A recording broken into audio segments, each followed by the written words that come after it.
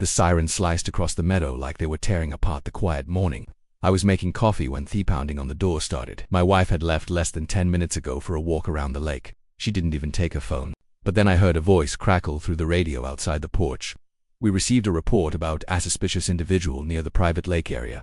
I stepped out, heart pounding.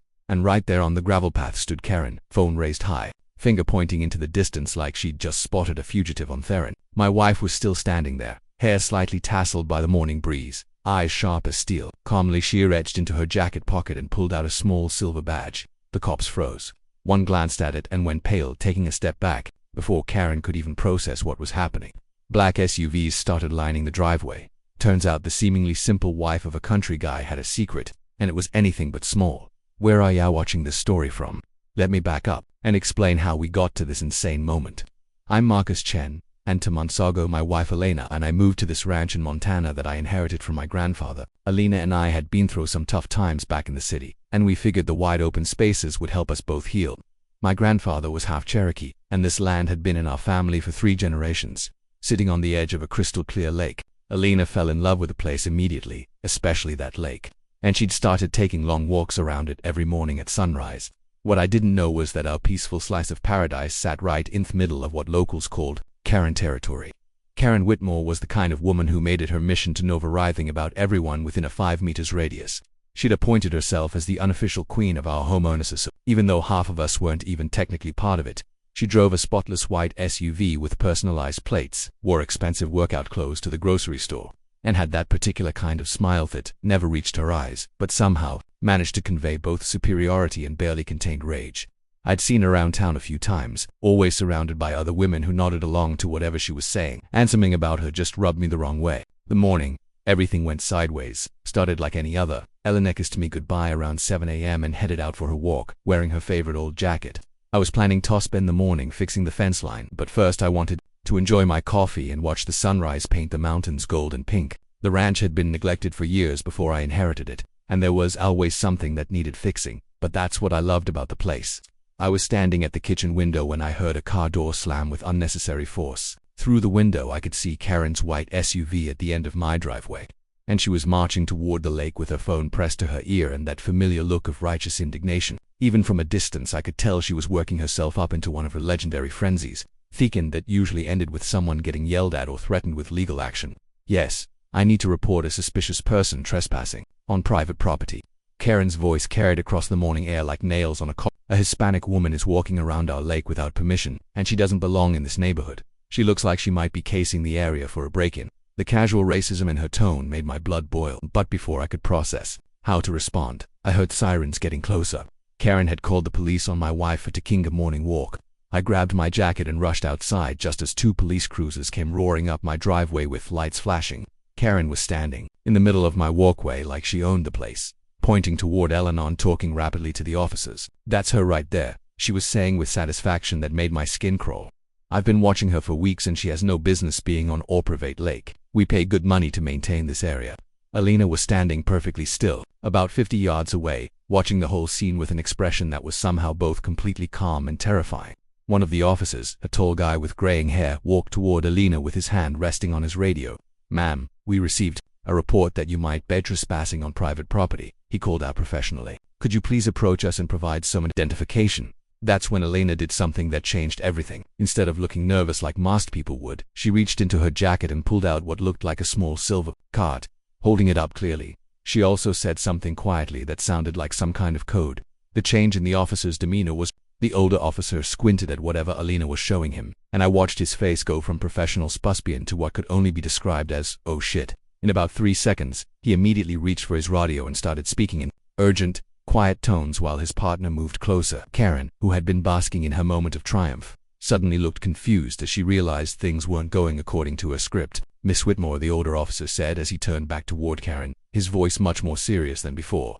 "I think we need to have a private conversation about the nature of this complaint, and exactly what you thought you were reporting." The look on Karen's face as realized her power play had backfired was almost worth the stress, but I still had no idea what washerpinning or who my wife was. Karen straightened her shoulders and pointed at Elena with renewed determination. "I didn't care who she thinks she is," Karen said loudly enough for everyone to hear. I have documentation that proves this lake is private property, and I know exactly how your family acquired this land. Mr. Chen, who would have guessed it that my quiet, gentle wife could make an entire police squad go serious mode like that? But Karen's threat about knowing how my family acquired this land hit me like a punch to the gut, because suddenly I realized this wasn't just about Elena's morning walks anymore. This was about something much bigger, something that reached back into my family's history. And Karen had done her homework before launching this attack. The way she said it, with that smag confidence and barely concealed malice, told me she thought she had ammunition that could destroy us both. I watched as Elena finished her quiet conversation with the police officers, and whatever she'd shown them had completely transformed the dynamic of the situation in ways I couldn't begin to understand. Sheriff Morrison, the older officer, walked back toward Karen with an expression that had shifted from professional courtesy to something much more serious and official. "Miss Proscott Whitmore, you mentioned documentation about this property," he said in a tone that suggested he was no longer treating this as a simple trespassing complaint. "I'm going to need to see exactly what you're referring to, because based on what I'm looking at here, this lake appears to sit on a boundary line between private ranch land and public area." Karen's eyes lit up with the kind of vindictive satisfaction that made my stomach turn, and she immediately started digging through her oversized designer handbag like she'd been waiting for this moment her entire life. "I have copies of the original land grants right here," she announced triumphantly, pulling out a manila folder thick with official-looking documents. "This lake has always been part of the HOA common area, and his grandfather obtained this ranch through some very questionable means during the 1970s. Elena, who had been listening to this exchange from a distance, suddenly spoke up in a voice that was calm but carried an authority I'd never heard from her before. "May I see those documents, please?" she asked, walking toward us with the kind of confident stride that made everyone automatically step aside to give her room. When Karen reluctantly handed over the folder, Elena examined the papers with the focused intensity of someone who knew exactly what to look for, running her finger along lines of text and checking coordinates with the kind of expertise that didn't come from being a simple. "These GPS coordinates don't match the actual lake boundary," Elena said after a few minutes, pointing to specific numbers on the documents. "According to these papers, your HOA's property line ends about 50 yards north of where we're standing right now." The expression on Karen's face shifted from smug confidence to confused anger in about 10 seconds, and I could practically see the gears grinding in her head as she tried to figure out how her bulletproof plan had suddenly developed holes. "That's impossible," she snapped, snatching the documents back from Elena with more force than necessary. "I had these surveyed by a professional, and I know exactly what these say." Elena smiled, the kind of smile that didn't reach her eyes, but somehow managed to be both polite and terrifying at the same time. "Professional surveys can be wrong, especially when they're based on outdated information or deliberate mystery," and she said in a tone that suggested she knew a lot more about land disputes than the average person's hold. That's when Sheriff Morrison cleared his throat and asked the question that had been burning in my mind since this whole thing started. "Ma'am, if you don't mind me asking, what exactly is your background that gives you expertise in property law and land surveys?" Elena looked at me for a long moment, and I could see something shifting behind her eyes, like she was deciding that she'd been putting off for a long time. "Sheriff, I used to work 4th D, she said quietly, and the words hit me like a freight train because my wife had never mentioned anything about being a federal agent ever. "I'm currently on extended medical leave for stress-related issues, but my training included extensive work with property crimes, money laundering, and document fraud." The silence that followed was so thick you could have cut it with a knife, and I felt like the ground had suddenly shifted beneath my feet because the woman I'd been married to for 3 years had just casually dropped the bombshell that she was a federal law enforcement officer.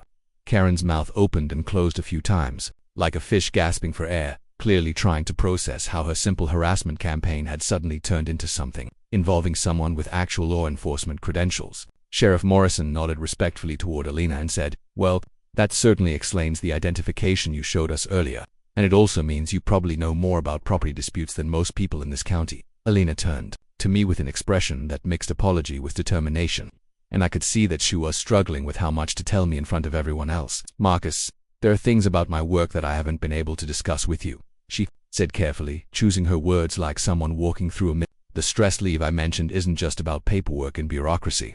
Some situations went very wrong, and I've been dealing with the aftermath ever since we moved here." I felt a mixture of hurt, confusion, and something that might have been relief, because finally some of Elena's mysterious nightmares and occasional strang phone calls were starting to make sense, even if I still didn't understand the full picture. Karen, meanwhile, was not ready to give up her crusade, and she stepped forward with renewed aggression.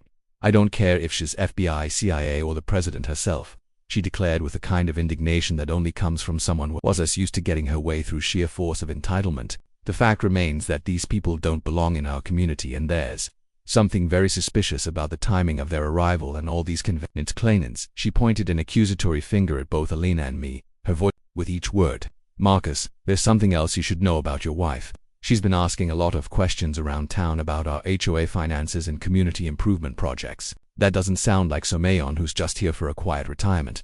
When a former D agent starts getting suspicious, nobody can hide for very long. Karen's accusation about Elena investigating HOA finances hung in the air like a challenge, and I could see my wife's expression shift from defensive to something that looked almost predatory. Elena had been asking questions around town, which meant she'd been doing some kind of investigation without telling me. And suddenly I was wondering what else I didn't know about the woman I'd been sharing a bed with for 3 years. Sheriff Morrison seemed to sense the tension escalating and suggested we all move this conversation somewhere more private. But Karen was clearly on a roll and had no intention of backing down now that she thought she'd found Elena's weak spot. Your wife has been very interested in our community improvement projects, Karen continued, her voice dripping with a fake concern that barely masked pure malice. She's been asking the bank about our landscaping expenditures, questioning contractors about lake maintenance costs, and generally poking her nose into financial matters that aren't none of her business. Elena listened to this litany of accusations with the kind of calm patience that I was beginning to recognize as dangerous, like a cat watching a mouse that doesn't realize it's already been caught. I always find it interesting when people get defensive about transparent financial practices, Elena said smoothly, and I could hear years of interrogation training and the way she turned Karen's attack back on itself. Most legitimate organizations will some scrutiny of their spending, especially when it involves community funds. That's when Karen made the mistake that would eventually destroy her completely. We have nothing to hide, she snapped, but her voice had taken on a slightly shrill quality that suggested otherwise. Our projects are funded through legitimate sources, including some very generous donations from supporters south of the border who believe in our vision for community. The moment those words left her mouth, I saw Elena's entire demeanor change, like someone had just flipped a switch from casual interest to full federal agent mode. Sheriff Morrison caught it, too, and I watched his hand drift toward his radio, in a gesture that was probably unconscious, but significant. Elena pulled out her phone and started taking notes, which seemed to make Karen even more agitated. What exactly do you mean by supporters south of the border? Elena asked in a tone that was casual enough to sound conversational, but pointed enough to make it clear this wasn't small talk anymore. Are we talking about legitimate business partnerships or something else entirely? Karen's face flushed red and she started backpedaling faster than a politician caught in a lie. I meant business investors from Mexico who appreciate our commitment to maintaining property values and community standards, she said, but the explanation sounded rehearsed, in a way that made every omnipresent uncomfortable. That night, after the police had left and Karen had retreated to whatever hole she crawled out of, Elena and I finally had the conversation I'd been dreading since this whole mess started. We sat on our back porch overlooking the lake, and I could see the weight of whatever secret she'd been carrying reflected in the way she held her shoulders. Marcus, I need to tell you about Sarah, she said quietly, and her voice had a quality I'd never heard before, like she was talking about something that still caused her physical pain. She was my partner in D, and she died because I gave our team the wrong information about a cartel raid in Arizona. The words came out in a rush, like she'd been holding them back for so long that they'd built up pressure behind her teeth. Elena told him about the nightmares, the guilt, the way she'd been unable to sleep properly for months after Sarah's death. She explained that her medical leave was a kind of informal exile, while internal affairs investigated whether her mistake had been simple human error or something more serious. The official report said, equipment failure, she continued, staring out at the water. But I know the truth. I rushed the intelligence gathering because I was eager to prove myself, and Sarah paid the price for my arrogance. I reached over and took her hand, feeling the tremor that ran through her fingers whenever she talked about her former life. But Marcus, she said, turning to look at me directly, what happened today with Karen isn't a coincidence. Those comments about funding from south of the border, the defensive attitude about financial transparency, and the way she seems to know more about us than she should. You think we've stumbled into something much bigger than a simple neighborhood dispute. Elena explained that her training had taught her to recognize the patterns of money laundering operations, and Karen's HOA was displaying several red flags that suggested something illegal was happening behind the scenes of all those community improvement projects. The next morning, Elena showed him a folder full of public records she'd been quietly gathering since we moved to the ranch: property transfers, contractor payments, bank deposits, and a dozen other documents that painted a picture of financial activity that didn't quite add up. Look at this, she said, pointing to a series of payments for lake maintenance that totaled more than most people spend on a house. Karen's HOA has paid out over $2 million in the last 18 months for projects that should have cost maybe $200,000. And most of that money went to companies that don't seem to exist. When you try to verify their addresses or business licenses, I stared at the papers spread across our kitchen table and felt a chill that had nothing to do with the morning air. "So, what are you saying?" I asked, though I was pretty sure I already knew the answer. "Are you telling me that our neighbor is running some kind of criminal operation through the homeowners association?" Elena nodded grimly. "That's exactly what I'm saying. And Marcus, there's something else you need to know. Karina isn't the one in charge. Someone else is pulling the strings here. And they're using her as a front for something much more dangerous than we initially realized. Sometimes people don't choose crime. Crime chooses them." Over the next few days, Elena and I started digging deeper into Karen's operation, and what we found was like peeling back layers off an onion that made your eyes water with every revelation. Elena had called in some favors with former colleagues who could access databases that regular civilians couldn't even pronounce. And the picture that emerged was both more complex and more dangerous than either of us had initially imagined. Karen wasn't just running a simple money-laundering scheme through inflated HOA contracts. She was part of a sophisticated network that used community organizations across 3 states to clean money for what appeared to be a major cartel operation. The escapade of it was staggering, and I found myself wondering how we'd managed to buy a ranch that sat right in the middle of what was essentially a criminal highway. Elena spent hours on encrypted phone calls with people whose names she never mentioned, speaking in the kind of code that made it clear she was still very much connected to the federal law enforcement community despite her supposed medical leave. I started to suspect that her stress-related break might not be as voluntary or straightforward as she'd led me to believe, especially when I noticed that some of her calls seemed to involve real-time intelligence sharing rather than casual check-ins with old friends. "Marcus, we need to explore those tunnels your grandfather built," she said one morning over coffee, and the way she said it made it clear this wasn't a suggestion, but a professional assessment of our tactical situation. The tunnel system under our ranch turned out to be far more extensive than I'd realized when I was a kid, exploring them with flashlights and childhood curiosity. My grandfather had built them during the 1970s as part of what he'd always described to me as emergency preparedness. But as Elena and I crawled through passages that connected our basement to multiple exit points near the lake, it became obvious that they'd been designed by someone with serious engineering skills and a deep understanding of covert operations. "Your grandfather wasn't just helping grafus," Elena said as we examined the sophisticated ventilation system and reinforced support beams. "He was running a full-scale operation to move people safely across dangerous territory, but been using these same routes for very different purposes." That's when we discovered that we weren't alone in your investigation. Miguel Santos had been working as Karen's landscaper for almost 2 years, maintaining elaborate gardens around her house and the common areas, managed by the HOA. But it turned out that his real job was gathering intelligence for an ongoing FBI operation that had been tracking this particular money-laundering network for over 18 months. Miguel found us in the tunnels on our 3rd day of exploration, and instead of being surprised or alarmed, he simply introduced himself and showed us credentials that made Elena's eyes light up with professional recognition and relief. "Agent Santos, Undercover Financial Crimes Unit," he said with that kind of calm confidence that comes from years of dangerous work. "I've been hoping you'd figure out what was really going on here, Dr. Vasquez, because we need someone with your specific expertise to help us close this case." Miguel explained that Karen had been recruited by the cartel, not because she was particularly criminal by nature, but because she was drowning in gambling debts and desperate enough to accept what initially seemed like a simple favor that would help her pay off some dangerous people. She started by just allowing them to use her bank account for what they told her were legitimate real estate investments, Miguel said as we sat in our kitchen reviewing surveillance photos and financial. "But once you're in with these people, you don't get to decide how deep you go. They own you completely, and they make sure you understand that backing out isn't an option." The photos showed Karen meeting with well-dressed men in expensive cars, accepting envelopes full of cash, and signing documents with the kind of resignation that suggested she knew exactly what kind of hole she'd dug for herself. Elena studied the surveillance amazingly with the focused intensity of someone who understood both the legal and personal implications of what we were looking at. "Miguel, what's the FBI's timeline for moving on this?" she asked. And I could hear the operational plong mindset kicking in, because if Karen is just a victim who got in over her head, we might be able to flip her operation and use her to get to the real targets. Miguel nodded approvingly and explained that the Bureau had been waiting for exactly this kind of opportunity, a chance to approach Karen when she was under pressure and feeling isolated from her criminal associates. The plan they developed was elegantly simple and terrifyingly dangerous in equal measure. Elena would approach Karen directly, reveal her background, and offer protection in exchange for cooperation in setting up the cartel contacts who were using the HOA as their money laundering front. Miguel would continue his undercover role, gathering evidence of the actual money transfers and drug shipments that were being coordinated through what appeared to be legitimate community improvement projects. And I would serve as the civilian cover story. Thate explained Elena's presence in the area, while also providing local knowledge about the tunnel system that could prove crucial if things went wrong and we needed escape routes. There's something else you both need to understand, Miguel said as we finalized the details of our cooperation. This isn't just about money laundering anymore.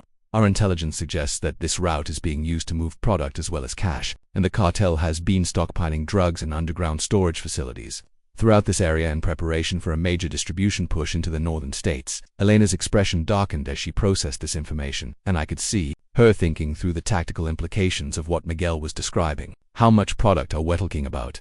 She asked quietly. And how many people do they have stationed locally to protect their investment? Miguel's answer made my blood run cold. Conservatively, we're looking at several $1 million worth of heroin and fentanyl, and we've identified at least 12 armed associates who've been moving through the area over the past 6 months, he said. They're not taking any chances with security, which means that if this operation goes wrong, it's going to go very wrong very quickly. Elena reached over and squeezed my hand, and I could feel the tension in her grip as she struggled with the decision between keeping me safe and needing my help to make the plan work. That night, as we lay in bed listening to the wind move through the trees around our ranch, Elena told me about the phone call she'd received from her former supervisor at the DEA. They want me back, Marcus, she said quietly. Not officially, and not permanently, but they want me to take point on this operation.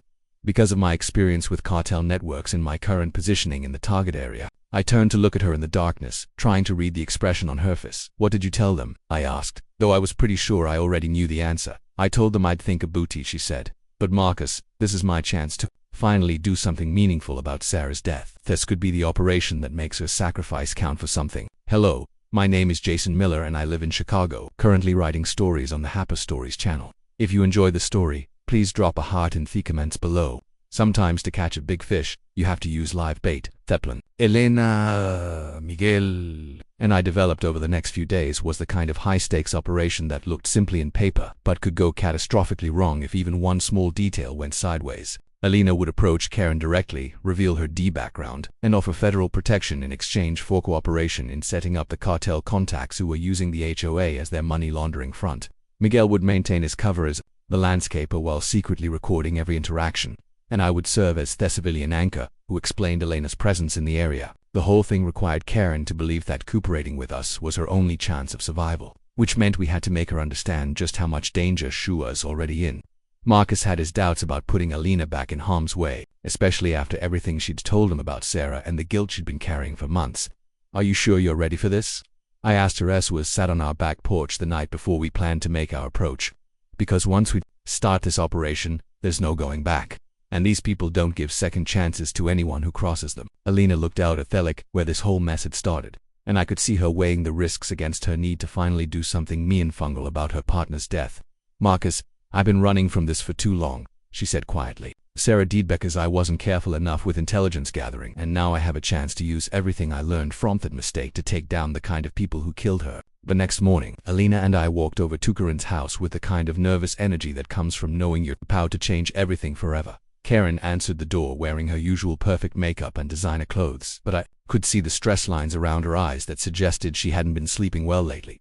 What do you want? She asked with less venom than usual. And Elena took that as an opening to drop the bombshell that would either save Karen's life or get us all killed. Karen, my name is Dr. Elena Vasquez and I'm a federal agent with the Drug Enforcement Administration, Elena said in the calm, professional twanged probably used 1,000 times before. I'm here because I know you're in serious trouble with some very dangerous people, and I want to help you get out of it alive.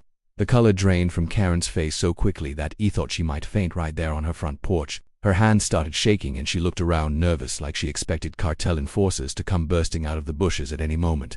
I don't know what you're talking about, she said, but her voice had lost all its usual authority and confidence. Elena pulled out her credentials and showed them to Karen along with surveillance photos that Miguel had provided showing Karen's meetings with cartel representatives. Karen, we know about the gambling debts, the threats, and the way they've been using your HOA to move money, Elena said gently. We also know that you never wanted any of this to happen, and that you're scared for your life. That's when Karen broke down completely. She started crying with kind of desperate sobs that come from months of suppressed terror, and she invited us inside where she told UST's whole story of how a few bad bets at an illegal casino had snowballed into a nightmare that had taken over her entire life. They said it would just be temporary, she explained through her tears. Just let them use my bank account for a few months while they sorted out some business problems, and they'd forgive my debts, and leave me alone forever. Elena listened with the kind of professional sympathy that comes from years of interviewing victims and criminals, taking notes, and asking follow-up questions that helped fill in the gaps in our understanding of the operation. Karen explained that the cartel had been using the underground tunnel system for the past year, moving drugs and cash through routes that connected to several other properties in the area. They have people watching me all the time, she said, pointing to a black SUV that had been parked across the street from our house for the past week. If they think I'm cooperating with law enforcement, they'll kill me without hesitation, and probably my husband too, just to make sure there are no loose ends. Elena nodded seriously and explained that the FBI had protocols for protecting witnesses in exactly this kind of situation, but that Karen would need to be willing to wear cording equipment and help them gather evidence of the cartel's operations. The plan we developed required Karen to act like everything was normal while secretly working with us to document the next drug shipment that was scheduled to arrive through the tunnel system in 3 days. Miguel would position himself to photograph the actual transfer. Elena would coordinate with federal agents who would be standing by to make arrests, and I would monitor communications from a ranch using equipment that Miguel had hidden in our basement. The whole thing had to look like a normal business transaction until the moment the arrests happened, which meant Karen had to be convincing enough to fool people while would kill her if they suspected betrayal. But as we were finalizing the details, Elena received a phone call. Thought changed everything. It was Miguel, and his voice was tight with urgency when she put him on speaker. "They know something's wrong," he said without any preamble. "I just overheard a conversation between 2 of their security people, and they're planning to move the operation tonight instead of waiting 3 days. Elena's face went pale as she processed this information, because it meant we had hours instead of days to prepare for what could be a deadly confrontation. "Miguel, how many people are we talking about?" she asked. "And are they armed?" Miguel's answer made my stomach drop. "At least 6 armed men, probably more. And they are bringing enough product to supply half the state," he said. "Elena, if we're going to do this, it has to bet on it, and we need to be ready for the possibility that these people will fight rather than surrender." Karen started crying again when she heard this because she understood that her nightmare was about to reach its climax. Whether she was ready or not, Elena looked at me with an expression that mixed determination with apology, and I knew she was asking for my permission to put our lives on the line for a chance to finally bring Sarah's killers to justice. Some nights define your entire life, when everything you've ever believed about yourself gets tested in ways you never imagined possible. The sun was setting over our ranch as Elena, Miguel, and I made final preparations for what could be the most dangerous 12 hours of our lives, and I found myself thinking about how dramatically vanity had changed since that morning when Karen had called the police on my wife for simply taking a walk. Elena was checking her service weapon with the kind of methodical precision that reminded me she'd done this kind of operation dozens of times before, while Miguel coordinated with FBI backup teams who were positioning themselves around the perimeter of our property. Karen sat in our kitchen looking like she was about to throw up, clutching a cup of coffee with hands that wouldn't stop shaking as she rehearsed a script that might keep her alive through the next few hours. The cartel team arrived at the lake just after midnight, and through night vision equipment that Miguel had provided, we watched 6 armed men emerge from vehicles parked on the far side of the water. They moved with the kind of professional efficiency that made it clear these weren't amateur criminals, but experienced operators who knew exactly what they were doing and wouldn't hesitate to kill anyone who got in their way. Elena was positioned in the tunnel system with recording equipment and a direct line to the FIBA command post, while Miguel maintained his landscaper cover story and I stayed at the ranch house monitoring immunics and serving as backup in case everything went wrong. Karen met the cartel representatives at the predetermined location near the lake's edge, and through hidden microphones, we could hear every word of a conversation that would either put these criminals in prison for life or get us all killed. "The product is ready for transport," said a man with a thick accent who seemed to be in charge of the operation. "But we've been hearing rumors about federal interest in this area, and we need assurance that your security hasn't been compromised." Karen's voice was steady despite her obvious terror, as she assured them that everything was proceeding according to plan, and there had been no unusual law enforcement activity in the neighborhood. That's when everything started going sideways, in ways none of us had anticipated. One of the cartel security men spotted movement in the trees that turned out to be an FBI agent positioning himself for better surveillance, and suddenly the quiet transaction became a shouting match. Criminals realized they'd walked into some kind of trap. "It's a setup," someone yelled in Spanish, and the peaceful night erupted into chaos as armed men scattered in different directions while trying to figure out who had betrayed them and how many federal agents were surrounding their position. Elena's voice crackled through my earpiece with urgent instructions as gunfire started echoing across the lake. "Marcus, they're heading for the tunnel entrance near the boathouse," she said, and I could hear the sound of running footsteps in the background. "I need you to seal the exit on your end so they can't escape through the ranch property." I grabbed the explosive charges that Miguel had positioned earlier and ran toward the tunnel entrance in our basement, my heart pounding with second of adrenaline. That makes everything seem both crystal clear and completely surreal at the same time. The firefight lasted less than 10 minutes, but it felt like hours as Elena and the FBI team systematically cornered the cartel operatives, who had expected a routine business transaction and instead found themselves trapped in a carefully orchestrated federal operation. Through my earpiece, I could hear Elena coordinating with other agents, her voice calm and professional despite the bullets flying around her position. "Suspect down near the boathouse," she reported. "2 more heading east toward the main road, and at least 1 trying to access the tunnel system."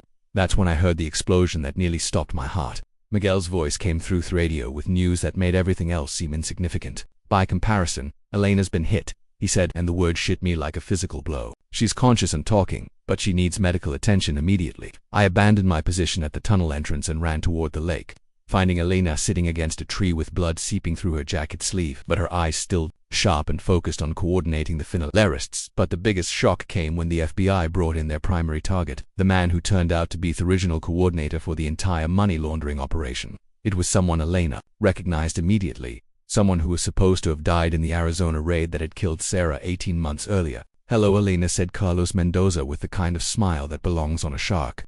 "I was wondering when you'd figure out that your partner's death wasn't just bad luck and poor intelligence gathering." Elena's face went wide as she realized that died because of Elena's mistake, but because Mendoza had deliberately fed false information to the team to eliminate agents who were getting too close to his operation. The arrest of Mendoza and his associates yielded evidence that would dismantle cartel operations across 3 states.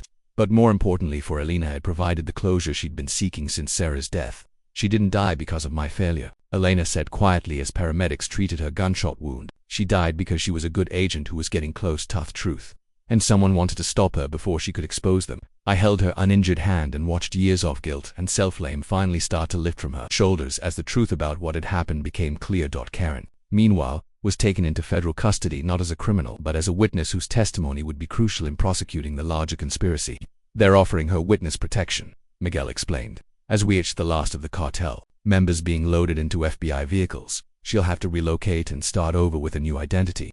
But she'll be alive and free instead of dead or in prison." The irony wasn't lost on any of us that the woman who had started this whole mess by calling the police on Elena for taking a walk would end up being saved by a thievery person she'd tried to destroy.